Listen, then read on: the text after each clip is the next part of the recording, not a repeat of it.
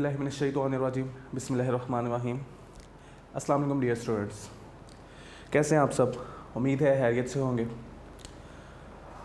हमारे online classes का सिलसिला जैसा कि आप जानते हैं चल रहा है और हम चैप्टर अपने जो है 8 चैप्टर्स कंप्लीट कवर कर चुके हैं और चैप्टर 9 जो है हम पढ़ रहे थे लास्ट टाइम तक। और चैप्टर 9 का हमारा जो है थ्योरेटिकल पार्ट सारा कवर हो चुका था, लेकिन हमारे शॉर्ट क्वेश्चंस और न्यूमेरिकल्स रह गए थे। ऐसा ही है, तो आज हम उसे कवर करेंगे।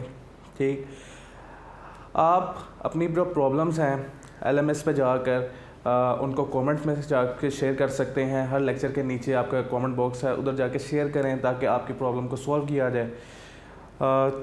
इसी तरह से प्रॉब्लम सॉल्व होंगी।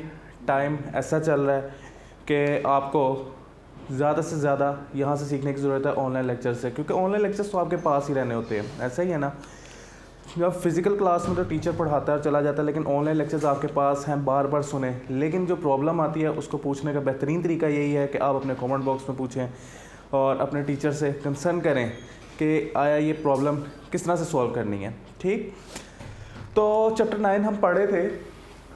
चैप्टर 9 था हमारे पास फिजिकल ऑप्टिक्स, और फिजिकल ऑप्टिक्स को हमने कवर किया था। और फिजिकल ऑप्टिक्स में हमने क्या क्या चीज़ें पढ़ी थी, एक ब्रीफ रिव्यू दे देता हूँ ताकि आप लोगों को सारा रिकॉल हो जाए। तो हम शॉर्ट क्वेश्चन जो हमारे ALP के मुताबिक एक्सेलरेटेड लर्निंग प्रोग्राम या स्मार्ट सिलेबस जिसे आप जानते हैं, जिस नाम से आप से जानते हैं, तो स्मार्ट सिलेबस के मुताबिक हम फिर अपने शॉर्ट क्वेश्चन और न्यूमेरिकल्स को सॉल्व करेंगे। ठीक है, तो स्मार्ट सिलेबस के मुताबिक हमने इसे पढ़ना शुरू किया था और हमने कहा था कि फिजिकल ऑप्टिक्स क्या होता है। ठीक है, हमने कहा था ऑप्टिक्स है वो ब्रांच फिज़िक्स की जिसमें लाइट को स्टडी करते हैं। और हमारे पास फिजिकल ऑप्टिक्स, हमने कहा 2 ब्रांचेज आ गए, फिजिकल ऑप्टिक्स और ज्योमेट्रिकल ऑप्टिक्स। अगर रे डायग्राम्स की मदद से डिस्कस करते हैं तो वो होती ज्योमेट्रिकल ऑप्टिक्स, जो कि हम अगले चैप्टर में करेंगे इंशाल्लाह। ठीक है, फिर एक हमारे पास ब्रांच है फिजिकल ऑप्टिक्स। फिजिकल ऑप्टिक्स में हमने क्या कहा, हम प्रॉपर्टीज़ ऑफ लाइट्स को स्टडी करेंगे। ऐसे ही था ना, ये देखें कौन कौन सी हमने कहा था। ये थी हमारे पास फिजिकल ऑप्टिक्स। हमने कहा था जी इसमें हम डिस्कस करेंगे किस किस चीज़ को, प्रॉपर्टीज़ ऑफ लाइट कौन कौन सी जी, इंटरफेरेंस, और साथ में हमने कहा कि डिफ्रैक्शन हम डिस्कस करेंगे इसमें। ठीक है, सिलेबस में चूँकि पोलराइजेशन नहीं था इस टाइम हमारे पास स्मार्ट सिलेबस में, इसलिए हमने इसको डिस्कस नहीं किया, लेकिन तो इसकी एक और प्रॉपर्टी पोलराइजेशन भी हमारे पास मौजूद थी। अब इंटरफेरेंस में हमने आगे क्या किया, इंटरफेरेंस को हमने डिस्कस करना शुरू किया। हमने इंटरफेरेंस की कुछ कंडीशंस पढ़ी थी। ऐसा ही है ना, हमने कहा था 2 सोर्स आपस में इंटरफेयर करेंगे उनकी वेव्स, जब उनकी वेवलेंथ अगर इस तरह होती है, ये मल्टीपल m लैम्डा के होती है पार्ट डिफरेंस, तो कंस्ट्रक्टिव इंटरफेरेंस होगी। अगर d sin theta is equal to m plus half lambda के बराबर होता है तो डिस्ट्रक्टिव इंटरफेरेंस होगी। हमने कुछ कंडीशंस पढ़ी थी, यानी पार्ट डिफरेंस हमने पढ़े थे कि कब कंस्ट्रक्टिव इंटरफेरेंस होगी और कब डिस्ट्रक्टिव इंटरफेरेंस होगी। फिर हमने इंटरफेरेंस को जब हमने इसमें पढ़ ली कंडीशंस, तो हम इसको आगे लेके गए और इसमें हमने फर्दर कुछ टॉपिक पढ़े। कौन कौन से जी, यंग्स डबल स्लिट एक्सपेरिमेंट। ऐसे ही है ना। अच्छा जी, यंग्स डबल स्लिट एक्सपेरिमेंट एक मज़े का एक्सपेरिमेंट था जिसमें हमने देखा जी इंटरफेरेंस कैसे होती है और इंटरफेरेंस के फिनोमेना को डिस्कस किया था हमने। ठीक है, 2 स्लिट्स रखी थी और 2 स्लिट्स में से लाइट पास हो रही थी। फिर हमने देखा था कब हमें ब्राइट फ्रिंजेस मिलेंगे, कब हमें डार्क फ्रिंजेस मिलेंगे, 2 ब्राइट फ्रिंजेस का फासला क्या होगा, वो सारे फॉर्मूले मैंने यहाँ पे मेंशन कर दिए हैं। ठीक, अच्छा, उसके बाद हमने इंटरफेरेंस में ही दूसरा पढ़ा था टॉपिक हमारे पास न्यूटन्स रिंग। ठीक है, न्यूटन्स रिंग पढ़ा था हमने। और इसके बाद हमने इसमें ही एक टॉपिक पढ़ा था आपके पास न्यूटन रिंग्स के बाद माइकलसन इंटरफेरोमीटर।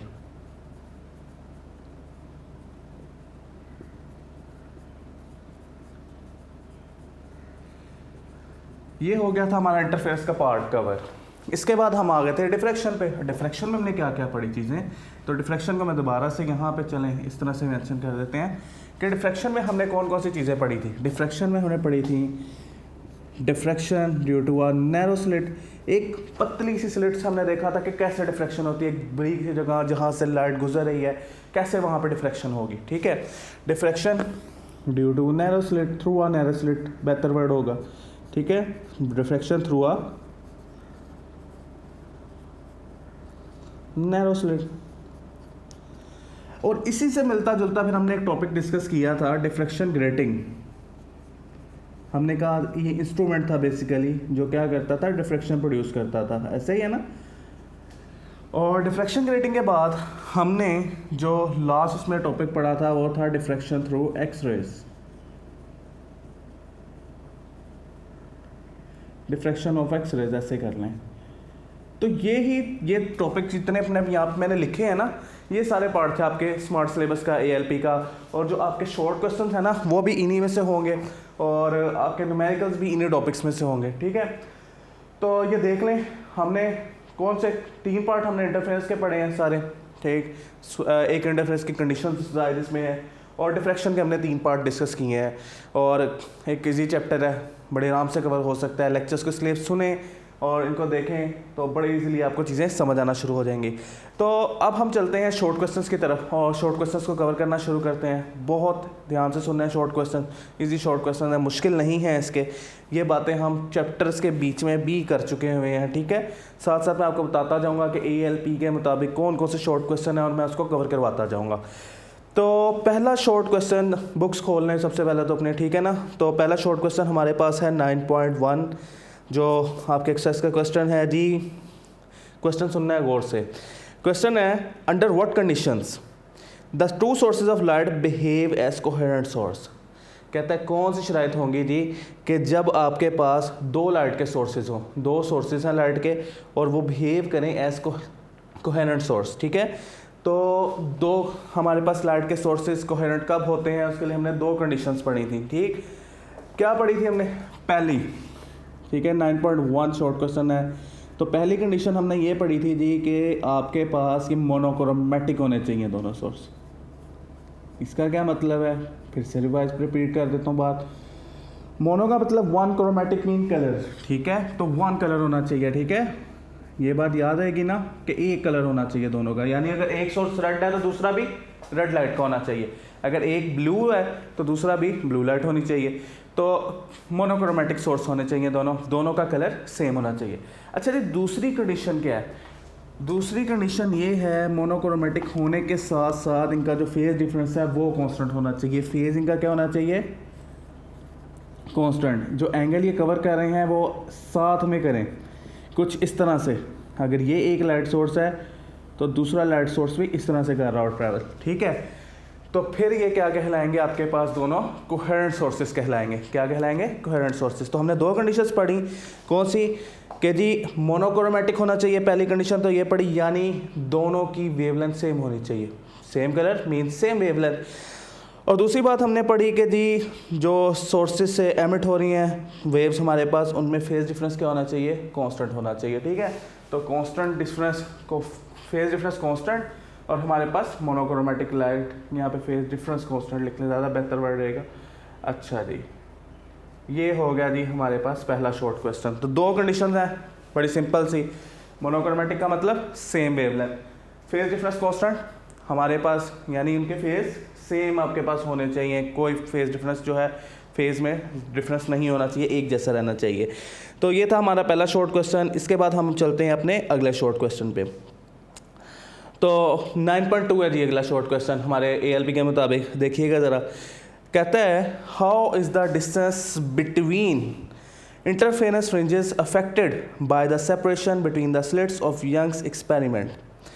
कहता है कि किस तरह से डिस्टेंस आपके पास, यंग डबल स्लिट एक्सपेरिमेंट किया था ना आप लोगों ने, तो कहता है यंग डबल स्लिट एक्सपेरिमेंट में जो स्लिट्स के दरमियान में जो डिस्टेंस था, अगर उसको चेंज कर दें, उसने नहीं बताया बढ़ा दें या कम कर दें, कहता है कि अगर उसको चेंज कर दें, इफेक्ट हो जाएगा, ठीक है, किसी वजह से, तो जो इंटरफेरेंस फ्रिंजेस बनेगी, जो हमारे डार्क और ब्राइट फ्रिंजेस बन रही होती थी, उन पे क्या असर पड़ेगा? Can fringes disappear? क्या फ्रिंजेस डिसअपीयर हो सकती हैं, गायब हो सकती हैं? इसको समझते हैं ज़रा, ठीक है। एक बार फिर से मैं आपको शॉर्ट क्वेश्चन दोबारा पढ़ के सुना देता हूँ, आपको समझ आ जाएगा। बहुत ईजी सा एक शॉर्ट क्वेश्चन है।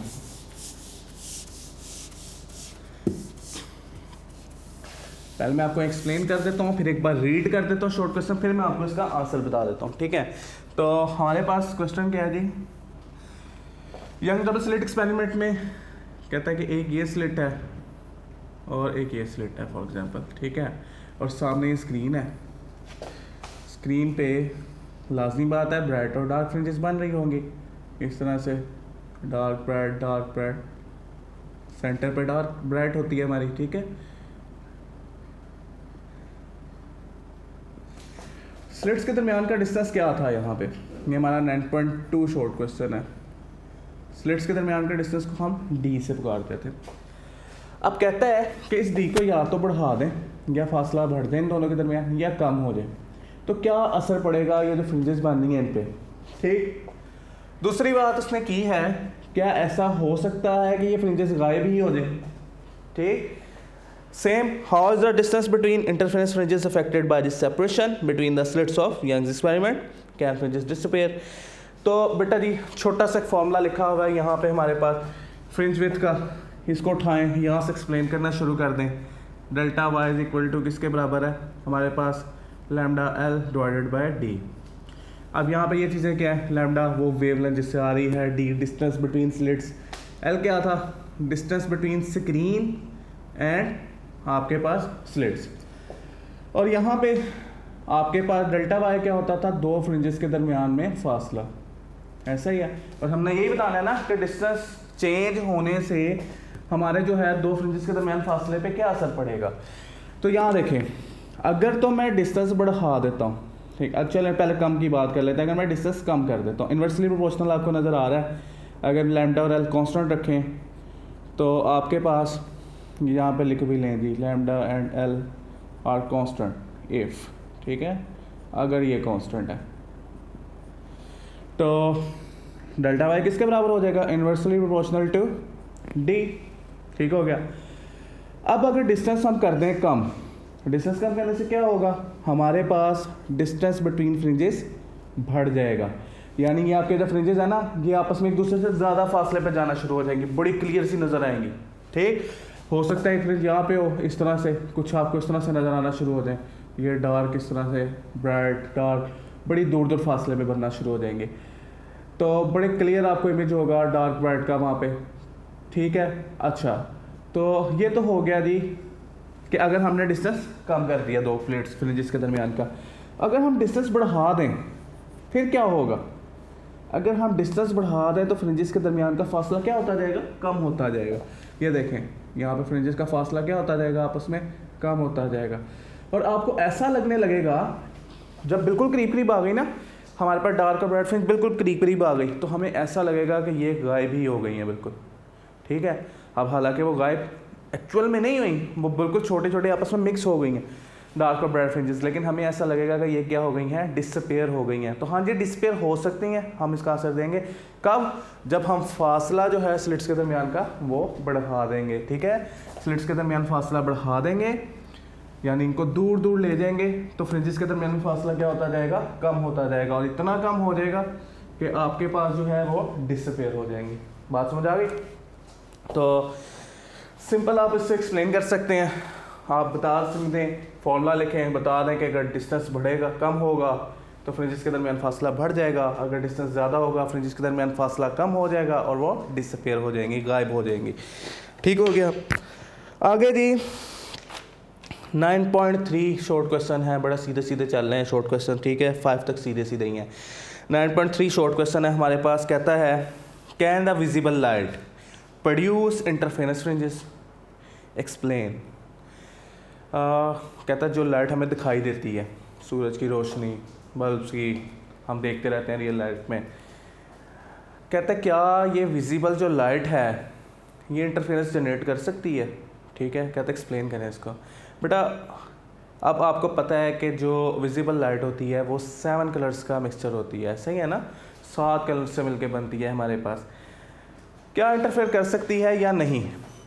अब देखें विजिबल लाइट, जब हम अगर दो आपके पास अलग अलग सोर्सेज होंगे विजिबल लाइट के, यहाँ से स्लिट्स में से हमने गुजारा है, तो क्या होगा हमारे पास, इंटरफेरेंस तो होगी, इंटरफेरेंस होगी, लेकिन जो उसमें कलर होंगे उस कलर की उसके कलर के साथ ही होगी, यानी रेड की रेड के साथ, ब्लू की ब्लू के साथ, वायलेट की वायलेट के साथ। क्योंकि इंटरफेरेंस के लिए हमने एक कंडीशन पढ़ी थी कि जी हमारे पास जो होता है मोनोक्रोमेटिक लाइट होनी चाहिए, सेम सोर्स, मतलब आपस में करते हैं ना इंटरफेरेंस।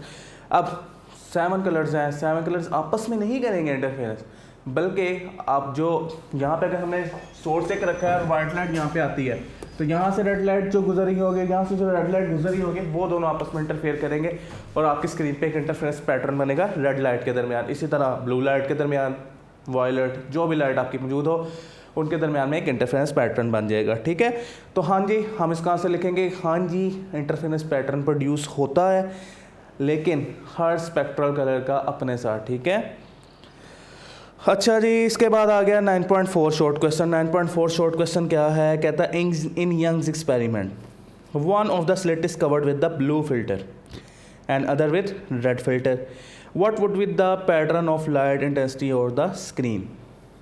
लें जी, कहता है ये वाला एक्सपेरिमेंट है, यंग डबल स्लिट एक्सपेरिमेंट। इसमें हमने एक हरकत क्या की है, हमने ये किया जी, पहले तो स्क्रीन बना लेता हूँ मैं यहाँ पे। चलें, ये स्क्रीन है हमारी। कहता है कि अगर हम ऐसा करें कि एक स्क्रीन को एक जगह पे हम रेड फिल्टर लगा दें और एक जगह पे ब्लू फिल्टर, यानी यहाँ पे हमने रेड लाइट लगा दी और यहाँ पे ब्लू लाइट लगा दी। ठीक है, तो क्या लगता है, जब ये रेड लाइट यहाँ से गुजरेगी और ब्लू लाइट यहाँ से गुजरेगी, दोनों के दरमियान इंटरफेरेंस होगी? नहीं। इंटरफेरेंस के लिए भी आपको मैंने बताया कि इंटरफेरेंस के लिए क्या कंडीशन है कि लाइट मोनोक्रोमेटिक होनी चाहिए, सेम कलर होना चाहिए, फेज डिफरेंस कांस्टेंट होना चाहिए, कोहेरेंट सोर्सेज होने चाहिए। ऐसा ही है, लेकिन आप देख रहे हैं कि जो रेड लाइट है और ब्लू लाइट है, इन दोनों की वेवलेंथ क्या होती है, अलग-अलग होती है। तो ये आपस में इंटरफेरेंस नहीं करेंगे, कोई इंटरफेरेंस पैटर्न जनरेट नहीं होगा हमारे पास, बल्कि यही कलर अलग से शो हो जाएगा और आपका ब्लू कलर यहाँ पे अलग से शो हो जाएगा। ठीक है, इंटरफेरेंस पैटर्न हमारे पास कोई नहीं बनेगा, डार्क ब्राइट फ्रिंजेस ऐसा कुछ हमारे पास नहीं होगा यहाँ पे। ठीक है, तो इसके बाद का आंसर यही है कि जी, जब आपके पास जब हम एक स्क्रीन को ब्लू से, साइड स्लिट को ब्लू से और एक को हम अगर रेड से कवर कर दें, तो हमारे पास कोई इंटरफेरेंस पैटर्न नहीं बनेगा, क्योंकि इंटरफेरेंस पैटर्न बनने के लिए ज़रूरी है कि जो दोनों लाइट्स हैं वो मोनोक्रोमेटिक हों और उनका फेज डिफरेंस कांस्टेंट हो, जबकि इन दोनों की वेवलेंथ भी डिफरेंट है, फेज डिफरेंस भी डिफरेंट है और ये मोनोक्रोमेटिक भी नहीं है, सेम कलर नहीं है। लो जी, 9.4 तक हो गए। अब आगे करते हैं हम 9.5 शॉर्ट क्वेश्चन हमारे पास। ये यंग्स डबल स्लिट एक्सपेरिमेंट से सारे आ रहे हैं शॉर्ट क्वेश्चन। ठीक है, परेशान नहीं होना, यहाँ पे हमारे पास ख़त्म हो जाएंगे। यंग्स डबल स्लिट एक्सपेरिमेंट के लास्ट शॉर्ट क्वेश्चन है हमारे पास। कहता है एक्सप्लेन, वजाहत करें किस चीज़ की जी, whether Young's experiment is an experiment for studying interference or diffraction effects of light. कहता है एक्सप्लेन करें कि ये जो हमने यंग्स डबल स्लिट एक्सपेरिमेंट पढ़ा था, क्या ये इंटरफेरेंस को डिस्कस करने के लिए यूज़ होता है या फिर डिफ्रैक्शन ऑफ लाइट को स्टडी करने के लिए यूज़ होता है। तो ज़रा याद करें, हमने इसे किस पोर्शन में पढ़ा था, पहले हमने इसे पढ़ा था इंटरफेरेंस ऑफ लाइट में। ठीक है, पहला टॉपिक यही था, कंडीशंस के बाद जो मेजर टॉपिक था हमारा, हमने बेसिकली इसको इंटरफेरेंस के लिए डिस्कस किया था, इंटरफेरेंस को स्टडी करने के लिए। इसलिए तो हमने 2 स्लिट्स बनाई थी कि यहाँ से भी जो लाइट गुजरे, यहाँ से भी जो लाइट गुजरे, दोनों का हम चेक कर सकें कि इंटरफेरेंस कैसे होती है। ऐसा ही है ना? हाँ, लेकिन ये बात काबिल गौर है यहाँ पे कि जो हमारे पास यहाँ पे देखें, ये स्लिट हमारे पास एक थी, एक ये थी, डिफ्रैक्शन हुई थी लाइट की, लेकिन हमने डिफ्रैक्शन को स्टडी नहीं किया था इसकी वजह से। डिफ्रैक्शन तो हुई थी स्लिट्स की वजह से, लेकिन हमारा यहाँ पे मकसद था डिफ्रैक्शन होने की वजह से जब बाद में इंटरफेरेंस हुई है उसको डिस्कस करना। तो हमने इंटरफेरेंस को स्टडी किया था यहाँ पे, हमने डिफ्लेक्शन को स्टडी नहीं किया था। तो यंग डबल स्लिट एक्सपेरिमेंट किस लिए यूज़ होता है? इंटरफेरेंस को स्टडी करने के लिए। ठीक है, डिफ्लेक्शन को स्टडी करने के लिए। डिफ्लेक्शन तो एक नैरो स्लिट से भी हो सकती है ना स्टडी, तो 2 स्लिट्स की क्या ज़रूरत थी? तो 2 स्लिट्स इसलिए हमने यूज़ की थी कि हम इंटरफेरेंस को स्टडी कर सकें। तो ये हो गया जी हमारे पास 9.5 शॉर्ट क्वेश्चन। इसके बाद 9.7 पे चलते हैं। 9.7 शॉर्ट क्वेश्चन में कहता है could you obtain Newton's ring with transmitted light. क्या आप, हमने जो लाइट फ्लो करवाई थी न्यूटन्स रिंग्स वाला एक्सपेरिमेंट जब हमने पढ़ा था, मैंने आपको बताया था ट्रांसमिटेड लाइट के बारे में भी। हमने कहा था कि अगर लाइट जो है ऐसी हो के वो टकरा के वापस आ जाए, वो तो ट्रांसमिटेड नहीं है। ट्रांसमिटेड का मतलब है कि वो दोनों प्लेट्स में से गुजर जाए। ऐसा ही है, यहाँ से इस तरह से था ना, इस तरह से ग्लास पड़ा हुआ था, प्लेनो कन्वेक्स लेंस जो था हमारे पास, और एक इस तरह से पड़ा था। और मैंने कहा था यहाँ से लाइट जो आ रही है टकरा के वापस आ रही है। वो कहता है कि अगर यहाँ से लाइट ट्रांसमिट कर दे, इसके अंदर से ट्रांसमिट कर रही हो, तो क्या हमारे पास जो है न्यूटन 6 बनेंगे? और अगर बनेंगे तो कैसे बनेंगे? देखें बेटा, बात बड़ी सीधी सी है। यहाँ पे आपके पास जो जब ट्रांसमिटेड लाइट होगी तो वो तो यहाँ से गुजर जाएगी, कोई फेज़ डिफरेंस आपके पास जब वापस आएगी तो कोई भी फेज़ डिफरेंस नहीं होगा। अगर फॉर एग्जांपल वो यहाँ से आई है तो ट्रांसमिट करके जब वो वापस भी इसी यहाँ पे जो ऑब्जर्वर को नज़र आएगी उसी फेस पे नज़र आएगी, तो यहाँ पे उसे क्या नज़र आएगा? यहाँ पे उसे नज़र आएगा एक ब्राइट कलर। तो जो सेंटर स्पॉट होगा ना, वहाँ पे तो था ना कि आपके पास जब ट्रांसमिटेड लाइट नहीं होती थी हमारे पास, तो ये इस तरह से फेस डिफरेंस 180 का आ जाता था, या हमारे पास λ/2 का मल्टीपल्स होते थे, और डिस्ट्रक्टिव इंटरफेरेंस होने की वजह से सेंटर स्पॉट आपको डार्क नज़र आता था। ठीक है, अब ऐसा नहीं होगा। अब आपको सेंटर स्पॉट क्या नज़र आएगा? ब्राइट नज़र आएगा, क्योंकि ट्रांसमिटेड लाइट में उसी फेस पे लाइट क्या करती है? वापस आ जाती है। ठीक हो गया जी। तो ये 9.7 हो गया हमारे पास। तो 9.7 के बाद चलते हैं हम हमारे लास्ट शॉर्ट क्वेश्चन जो है 9.9 पे। ज़रा आ जाएँ 9.9 पे। एक बार मैं इनको मिटा दूँ ताकि 9.9 के लिए थोड़ी सी जगह बन जाए हमारे लिए। फिर मैं आपको पढ़ के सुनाता हूँ। थोड़े थोड़े से शॉर्ट क्वेश्चन हैं जिसको हमने चैप्टर के दरमियान में कवर किए हुए हैं, ऐसे ही है ना। तो 9.9 शॉर्ट क्वेश्चन हमारे पास क्या कहता है? 9.9 कहता है जी, how would you manage to get more order of spectra using a grating. कहता है अगर आप एक, हमारे पास हमने पढ़ा था ना वो जो स्पेक्ट्रोमीटर, हमने जिसको पढ़ा, हम स्पेक्ट्रोमीटर कह रहा हूँ, जो ग्रेटिंग पढ़ा था हमने। कहता है अगर उस ग्रेटिंग को यूज़ करें तो आप किस तरह से बहुत सारे स्पेक्ट्रा ले सकते हैं। इससे बहुत सारे मतलब ऑर्डर ऑफ स्पेक्ट्रा आपके पास, बहुत सारे इंटरफेरेंस शो हों आपको, डार्क ब्राइट फ्रिंजेस बहुत सारे शो हों। How would you manage to get more orders of spectra using a grating. कहते हैं ग्रेटिंग को यूज़ करके हमारे पास डिफ्रैक्शन ग्रेटिंग जो हमने पढ़ा था उसको यूज़ करके हम किस तरह से बहुत सारे ऑर्डर्स ले सकते हैं किसी खास लाइट के, बहुत सारे हम उसके डार्क ब्राइट फ्रिंजेस ले सकते हैं किस तरह। तो बड़ी सिंपल सी बात है। हमारे पास फार्मूला क्या था इसके लिए? फार्मूला हमारे पास था d sin theta is equal to n lambda. यहाँ पे हमने ये पढ़ा था, और n या हम m से रिप्रेजेंट करते हैं, हमारे पास ऑर्डर होता था। ठीक है, अब ऑर्डर निकालने हमने किस तरह से ज़्यादा हो सकते हैं, तो n इज इक्वल टू किसके बराबर हो जाएगा? लैम्डा मल्टीप्लाई दूसरी साइड पे जाके divide d sin theta divided by lambda. ठीक है, अब हमने ये बढ़ाने हैं ऑर्डर, हमने क्या करने हैं? बढ़ाने हैं। अब ऑर्डर अगर बढ़ाने हैं तो क्या चीज़ें हमें छेड़नी पड़ेंगी? या तो जो आपने देखा था d क्या है, हमारे पास ग्रेटिंग एलिमेंट है जो d is equal to l over n हमारे पास होता है, या तो हम जो है ना डिस्टेंस बिटवीन ग्रेटिंग एलिमेंट्स बढ़ा दें। ठीक है, ग्रेटिंग एलिमेंट को बढ़ा दें हम, दो स्लिट्स के दरमियान में फासला बढ़ाते जाएं। ठीक, एक तो ये तरीका है। अगर इस सारे को कांस्टेंट रखें तो n इन्वर्सली प्रोपोर्शनल हो जाता है किसके? वेवलेंथ के। अगर इसको हमने बढ़ाना है तो वेवलेंथ को हमें क्या करना पड़ेगा? कम करना पड़ेगा। यानी हमें ऐसी लाइट यूज़ करनी पड़ेगी, लाइट का स्पेक्ट्रा यूज़ करना पड़ेगा जिसकी वेवलेंथ क्या हो? बहुत कम हो। जब वेवलेंथ कम होगी तो हमें क्या मिलेंगे? ऑर्डर्स ज़्यादा मिलेंगे, हमें बहुत ज़्यादा ऑर्डर्स मिलेंगे। हमारे पास बहुत सारे डार्क ब्राइट फ्रिंजेस हमें नज़र आएंगे, वहाँ पे डार्क स्पॉट्स हमारे पे बेसिकली वहाँ पे नज़र आएंगे। तो सिंपल बात, अगर ऑर्डर हमें ज़्यादा करने हैं तो हमें वेवलेंथ को क्या करना पड़ेगा? कम करना पड़ेगा। ठीक है, अगर हम d sin थीटा को कांस्टेंट रखते हैं। लें जी, ये हो गया हमारे पास 9.9 शॉर्ट क्वेश्चन, और इसके साथ हमारे शॉर्ट क्वेश्चंस हो गए ख़त्म।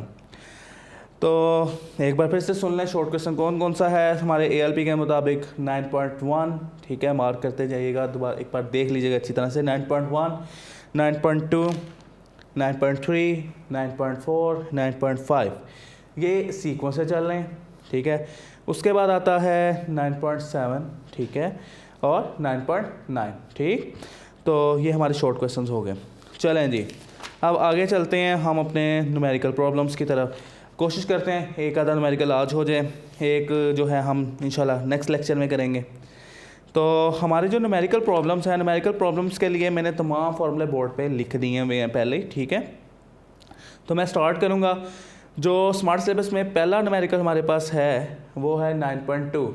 ठीक है, ज़रा बुक्स खोलें, मार्क करें और मेरी बात को सुनें गौर से। आप ज़रा करना क्या है न्यूमेरिकल में, स्टेटमेंट को समझ लेंगे, बाकी प्रॉब्लम सारी हमारी सॉल्व हो जाएंगी।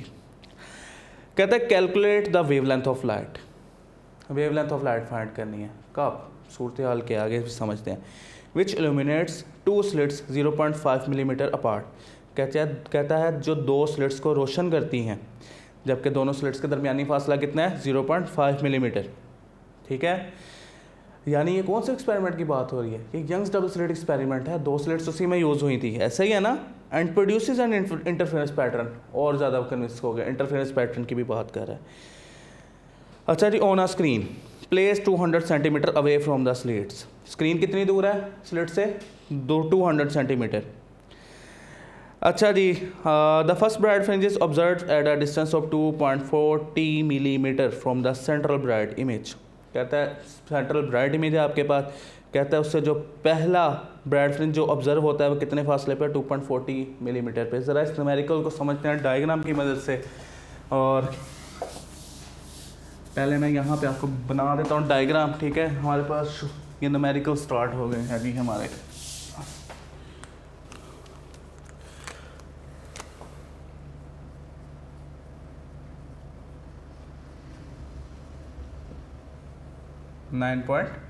ठीक, तो मैंने आपको कहा डाटा समझने से पहले हम क्या करते हैं, एक डायग्राम इसकी समझ लेते हैं। डायग्राम क्या है ये देखें, इस तरह से 2 स्लिट्स हैं और यहाँ पे स्क्रीन है। ठीक, ये हमारे पास सेंटर लाइन। अब यहाँ पे क्या हो रहा है, उसने कहा जी कि इस तरह से मैं डार्क ब्राइट फ्रिंजेस बना देता हूँ यहाँ पे।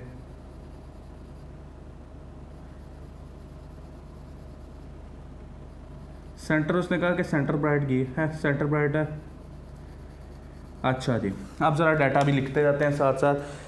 पहली बात उसने जो की, उसने कहा जी वेवलेंथ ऑफ लाइट फाइंड करनी है हमने। ठीक, वेवलेंथ ऑफ लाइट फाइंड करनी है, जबकि उसने कहा विच इल्यूमिनेट्स 2 स्लिट्स 0.5 मिलीमीटर अपार्ट, जबकि स्लिट्स के दरमियान का फासला कितना है? 0.5 मिलीमीटर। 0.5 ही है ना, 0.5 मिलीमीटर। ठीक है, और इसको डी से शो किया, ये स्लिट्स के दरमियान का फासला है। तो जी 0.5 मिलीमीटर हमारे पास डिस्टेंस बिटवीन स्लिट्स हो गया। अब इसको साथ साथ ही स्टैंडर्ड यूनिट में भी चेंज करते जाएं। मिलीमीटर को मीटर में चेंज करने के लिए 0.5 मिली के लिए 10 की पावर -3 मीटर। ठीक हो गया।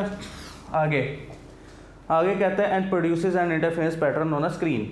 और इंटरफेरेंस पैटर्न का मन है स्क्रीन पे, जबकि स्क्रीन कितने फासले पे है? 200 सेंटीमीटर। ये लें जी, यानी ये हमें दी हुई है एल कितनी है? 200 सेंटीमीटर। तो यहाँ पे एल भी लिख लें हमारे पास।